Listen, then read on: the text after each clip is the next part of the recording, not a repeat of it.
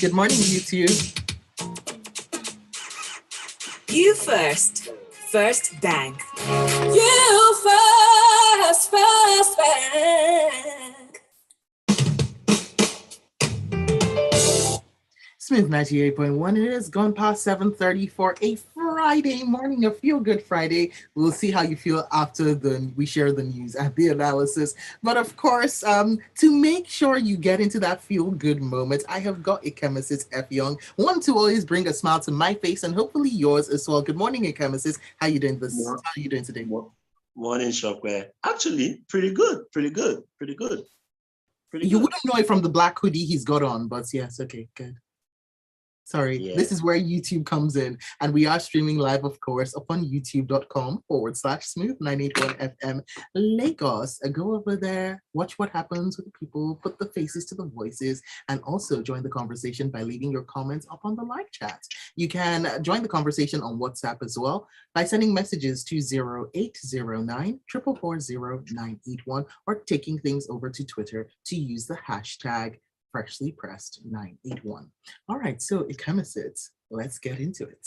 So the first things first, this is the 16th of December, the day after the 15th of December, which everybody was waiting for as we were going to finally get our hands on the newly redesigned Naira notes. A bold new world. Yes. A bold repainted world. And so we have this headline from the Punch newspaper: banks run out of new Naira and demand soars. So lots of mixed reactions greeting the disbursement of the new Naira notes, which officially went into circulation yesterday, despite the fact that they were supposed to be in circulation earlier, but okay. With many bank customers demanding for the new notes, while a few others snubbed the latest bills in banking halls across major Nigerian cities. Ikemesit, so what would you say about the take on of the newly designed 1,000 Naira, 500 Naira, and 200 Naira bills? These things are to be expected when new currencies come online. With the new currencies that we have now, I came online, I think it's 2003, 2004 or 2005, I can't quite recall. Right now, yeah, we had a similar experience with respect to currency disbursement. Usually the first few weeks usually involve a situation where demand outstrips supply. I suppose what the CBN will be doing is they would be, slowly drip feeding this note into circulation by extension, into the economy. There's actually one noting though that if this persists for a while, I think the deadline for all old notes, right, to stop being legal tender is in the middle of January, I believe. So one, we have some time and some ways to go until we get there. But two, and more importantly, you're beginning to hear noises, particularly from the National Assembly, that that the duration, right, within which compliance with the new notes should be determined, should be extended, right? And so you have a situation where expenses like this, if they continue to persist well into January, might begin to, might lead to the amplification and the elevation, right, of those calls for an extension of timeline. Otherwise, this is completely normal behavior when it comes to onboarding new currency into the system. Well, we've got till January 31st for all the kinks to be worked out. 31st. Okay. We might still need more time. My hunch is that we might still need more time. You have something like total money circulation right now in Nigeria. This is both cash and electronic, right? It's about 40 trillion.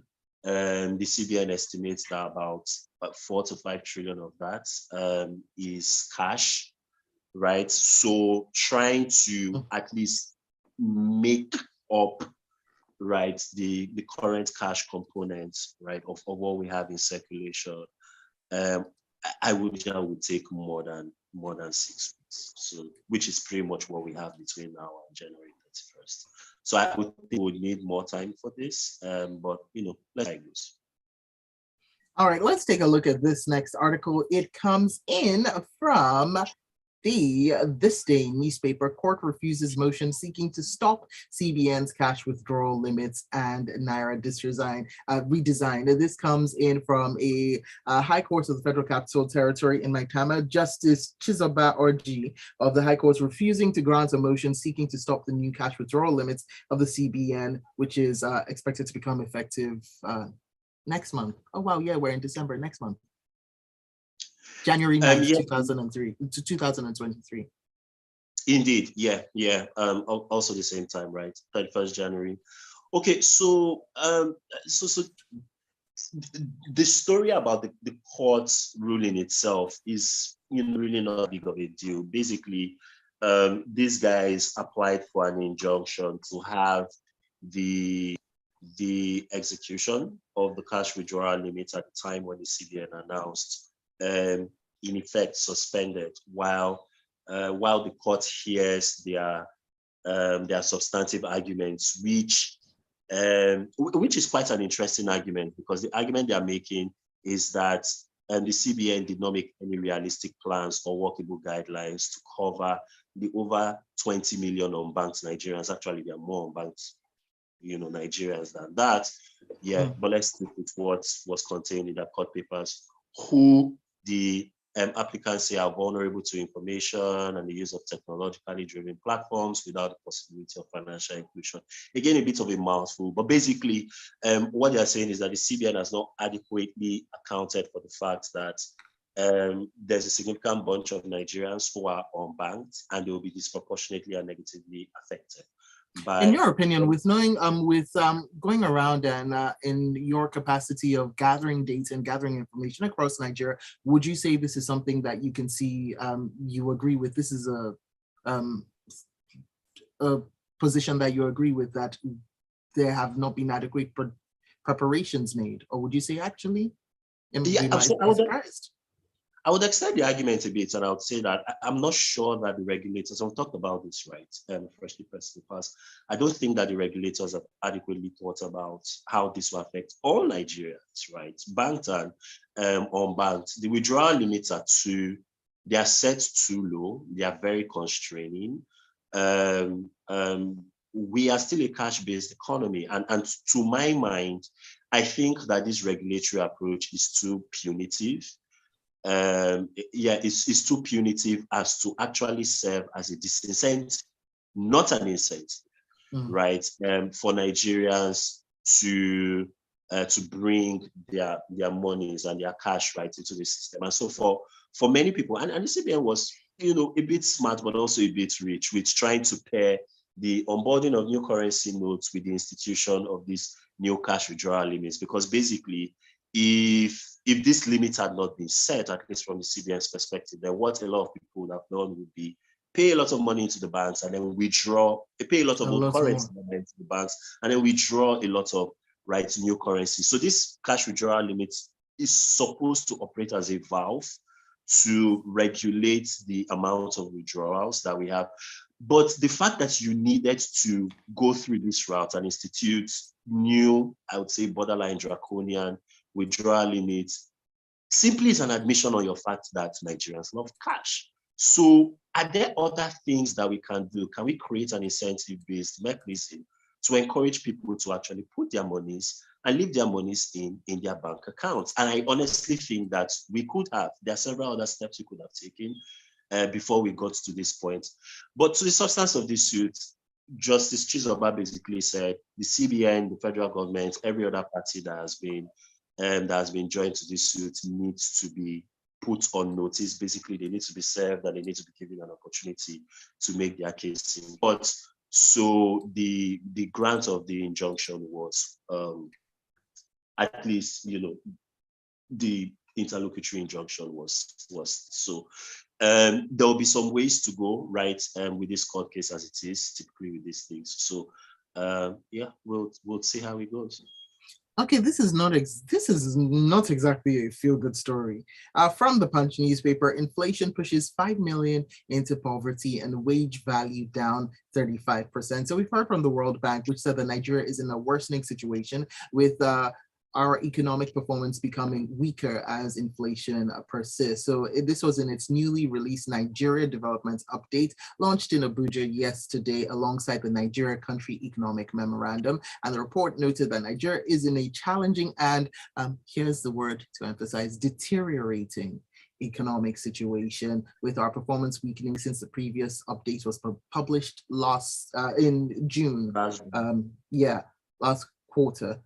This was under the title of the continuing urgency of business unusual.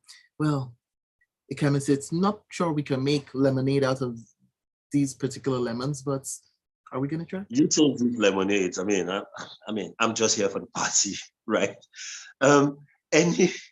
Anyhow, so basically, into the World Bank's estimation, inflation has been such a big deal. Again, you've had supply chain issues. You had the very unfortunate and devastating floods, which impacted almost every Nigerian state and basically cut off a lot of our agricultural production.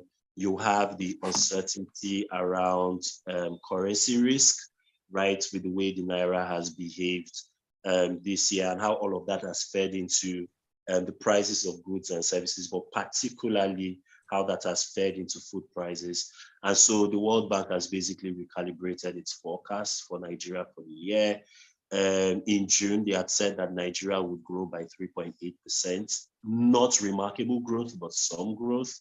They've cut that now to 3.1% for the year. They've also scaled back their 2023 forecast to 2.9%. And what they're basically saying is the flow through and the outcome of all of these, percentages and statistical computations on their part is that at least 5 million Nigerians, right, will unfortunately dip into poverty. Wage growth has not only tanked, but it's actually nosediving. The World Bank estimates that the real value of wages and salaries in Nigeria is down by a third this year. And as you'll probably highlight in your next story, right, inflation is not only not easing up, it's actually accelerating, right? So the outlook for food prices, for economic growth, for wage and salary growth, you can turn off the radio now because it's not good. No, we have to keep going, Ikemesit. We have to keep going. But yes. Friday, guys, preserve your Fridays, whatever. That probably is not putting a smile on your face. And neither will this next story, which Ikemesit has already signposted, which is from The Nation. Rising food prices push inflation to 21.47%. So we're having to contend with a lot, and inflationary pressures are really the giant anvil that is currently on our back. And we're seeing less disposable income, no thanks to the 3.09% rise announced by the National Bureau of Statistics in inflation rates. In a report released yesterday, the NBS said inflation rose for the 10th consecutive month to 21.47% last month. And so when we think about wages and we think about inflation and we think about managing, Ikemesit. And you think about Christmas and I don't want to think. I'm thinking about Christmas, but as of right now, this is a non-spending Christmas. We'll focus on the emotions, not the material. And that's the meaning of Christmas for 2022, at least. What the opposite of December? That's what you're going to have this year. Anyway, according to the NBS, the cost of importation, because the currency risk that I alluded to earlier, general rise in production costs, because this is where logistics, the quality of our infrastructure, the floods, and security comes into play. And also the NBS actually highlighted energy costs. One of the things that consumers, for example, are noticing is that it appears as though the discos have quietly increased energy tariffs. And this says nothing about the availability of supply, which is another conversation entirely, right? So overall inflation is at 24.47%. Food inflation is at 24.13%. That's also up from 23% in October. So Yeah, especially when it comes to December, right? The food inflation number is really what you want to keep up. Now, when you compare this with the fact that wages and salaries aren't growing, but they're Yes. actually depreciating, what that basically means is that Nigerians are not only have less to spend, so their earning capacity is diminishing, but what they need, the stuff they need to, purchase, the things that they need to spend on, right, are actually increasing. So it's a real double whammy. And then when you add on top of that the fact that unemployment and underemployment right now, the MDS estimates, this was from early this year, so the numbers probably have gone up, right, is about half of the entire labor force. Economists call this triple cycle of high unemployment, stagnating wages, and high inflation, stagflation. And Nigeria has been in stagflation territory for 2 years plus now. As a matter of fact, it's remarkable that the level of social crisis that we've seen in this country is not more elevated than it is now. Although as many of our listeners and I'm sure, as you know, the situation, right, politically, socially, security-wise, isn't pretty either. So, yeah, Sope, choose happier stories next time. Where's the producer? She needs to hear this. All right, let me read some. Yes, Miriam, are you listening? Okay, so we need to hear, let's hear from you. Okay, so I'm taking things over to WhatsApp, 0809 440 981. And I'll read this message from Naira from Ogudu, who says, cash scarcity, cash scarcity, fuel scarcity, electricity scarcity, etc. Anything that will make life easy is scarce in this country. Victor Shion says, the CBN redesign of currency and limit on cash withdrawal is an obvious means to avoid monetizing the next election, which is in the interest of every Nigerian. Let's bear it till after the election. Thereafter, the limit on withdrawal can be reviewed upwards. And Ikemesit, I was going to ask you, if you thought at any point that we might see a review of the limit, perhaps after the information has come in, might we see it reviewed upwards in March? But okay. Also, Emefiele actually said in remarks last week that possibility is open. For me, I tend to watch regulatory behavior more than just regulatory speak. And to my mind, right, Nigerian regulators generally do not walk back on things that they have started, right, as a general rule. So lots of people may not know this, but we actually are already under a withdrawal limit cycle right now. I think the withdrawal limit over the counter is 150, through ATMs is 20,000.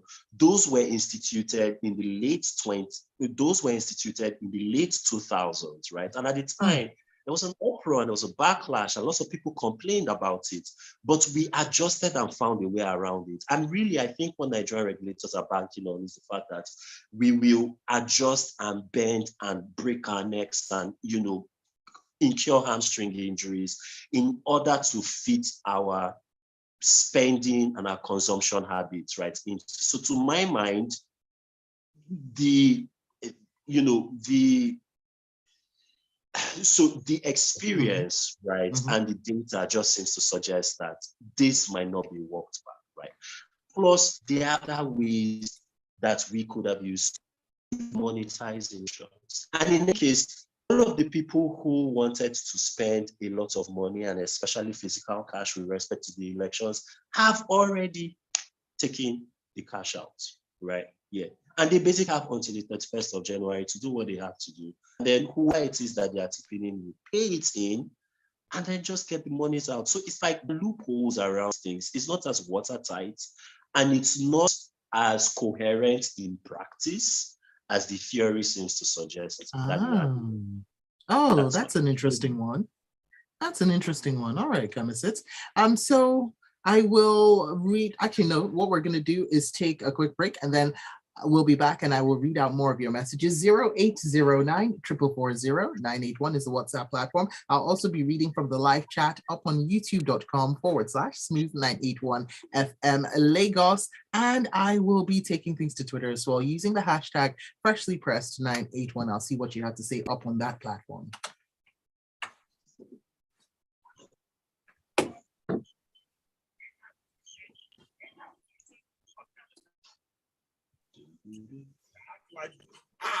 I don't tell you before, say I don't get change. Which one be all this one? We are take.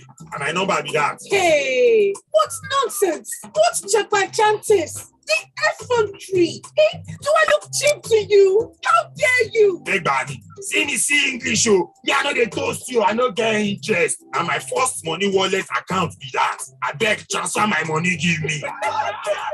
Oh, so sorry.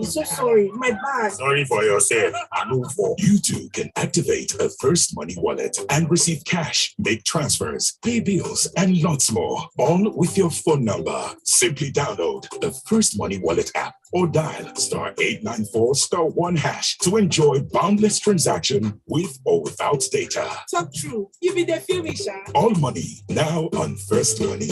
You first. First Bank. Smooth 98.1.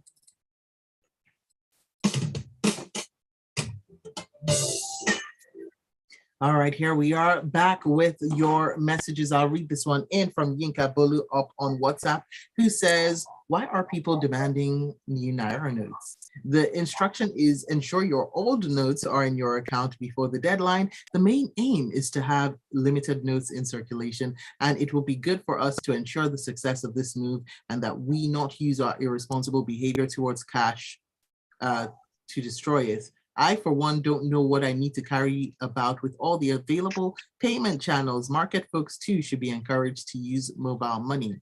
OMB spraying should be discouraged. Just make transfer to the celebrants. Ah, yes. That might be a thing. Oh, well.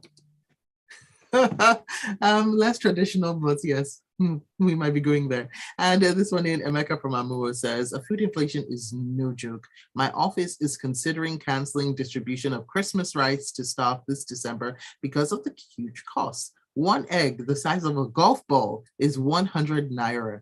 Going to the market scares me. This Christmas is going to be a gloomy one. Up on YouTube, we've got this one in from Kaide Kola Bankole. I think he's talking about, Kaide, I think you're talking about the Naira redesign or the cash withdrawal limits. Is that, I'm not sure. Let us know, because you just said the idea wasn't impressive. So I'd love to know which idea exactly.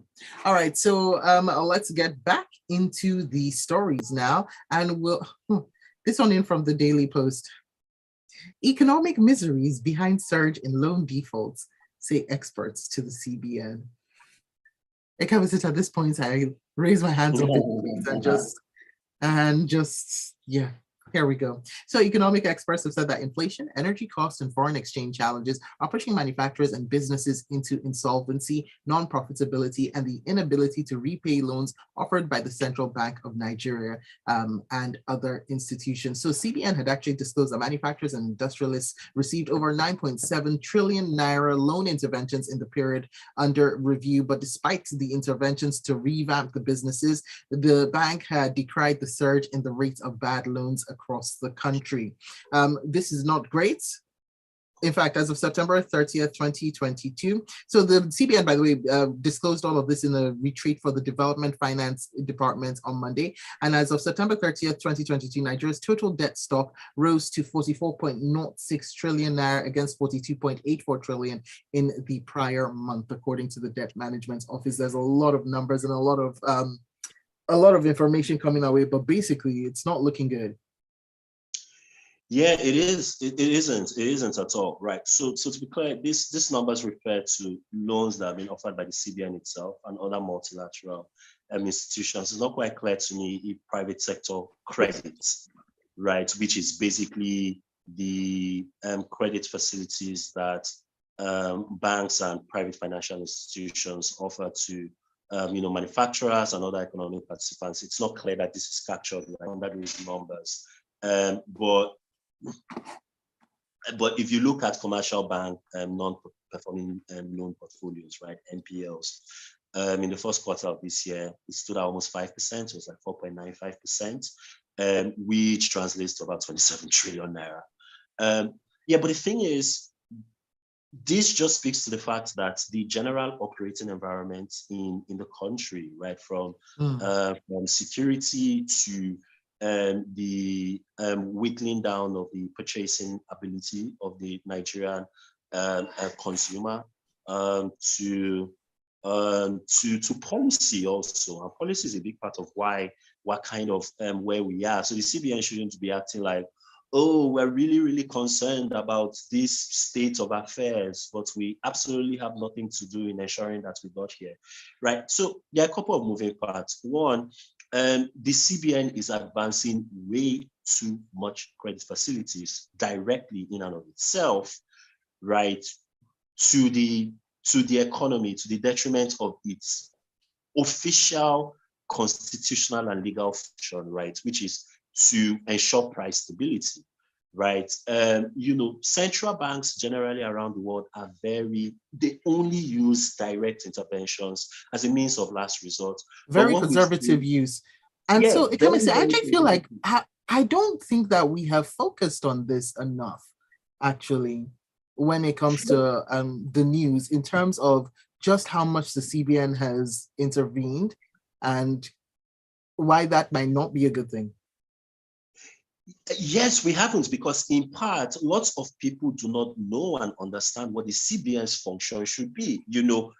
Everyone sees banks in general as credit advancing facilitators, and why that is credit advancing institutions. And while that is good in theory, the central bank occupies a very unique position. It's supposed to help the federal government in managing its finances, while at the same time remaining independent, while at the same time promoting policies that ensure price stability so that consumers, as well as manufacturers and producers, can predictably plan, right? Investment decisions, spending decisions on the back of policy setting. When you are policy setting, but at the same time directly intervening in the economy, you are upending the equilibrium that the economy is naturally supposed to find itself, using the levers of supply and demand. And so lots of people don't understand that, because it's technical, it's economic, it's full of economic jargon. You really need someone or something to break it down for you.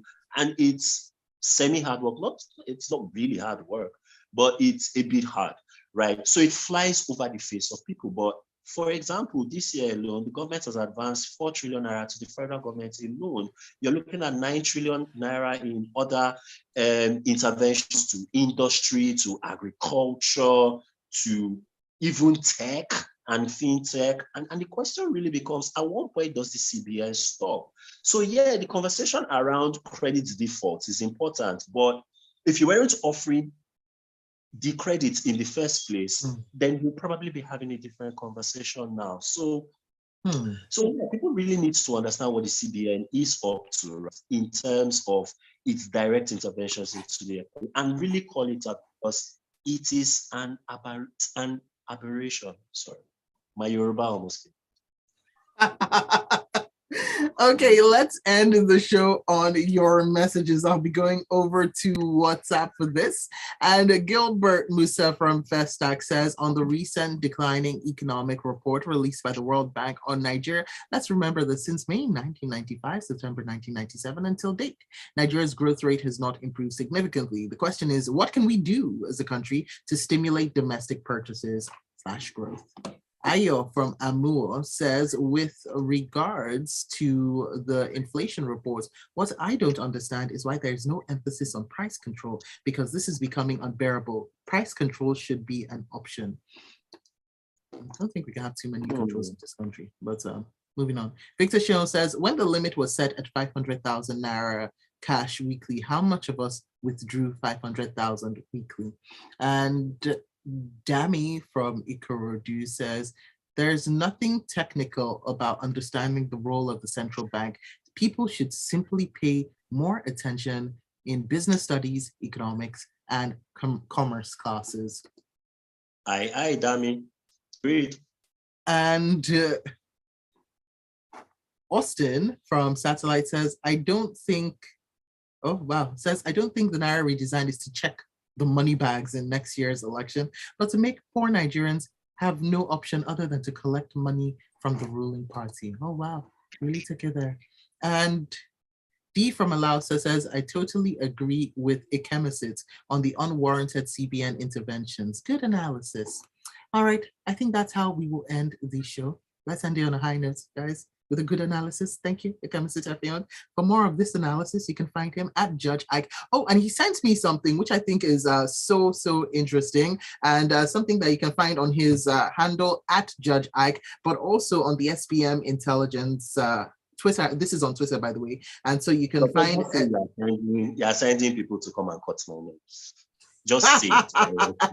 You can either find it on at Judge Ike, so Judge and IYKE, and or you can check out SBM Intelligence. They put out an infographic on their projection of the 2023 presidential elections, and we're having a conversation, but it didn't quite make it on air. So go and check out where they're looking at state by state, region by region. He says forgive him in advance. Just take the forgiveness or lack of it over to Twitter and see what he has to say.